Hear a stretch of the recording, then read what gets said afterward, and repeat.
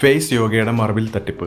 പാർവതി കൃഷ്ണയ്ക്കെതിരെ വിമർശനം രൂക്ഷമാകുന്നു. നടിയും അവതാരകയുമായ പാർവതി കൃഷ്ണയുടെ ഫേസ് യോഗ ക്ലാസിനെതിരെ സമൂഹ മാധ്യമങ്ങളിൽ വിമർശനം രൂക്ഷമാകുന്നു. ഫേസ് യോഗയുടെ പരിശീലക കൂടിയായ നടിയുടെ യോഗയുമായി ബന്ധപ്പെട്ട വീഡിയോകൾ തട്ടിപ്പാണെന്നാണ് വിമർശനം. ഫേസ് യോഗ എന്നത് അശാസ്ത്രീയമാണെന്ന് ചൂണ്ടിക്കാണിച്ചും താരത്തെ വിമർശിച്ചും ഒട്ടേറെ പേർ രംഗത്തെത്തുന്നുണ്ട്.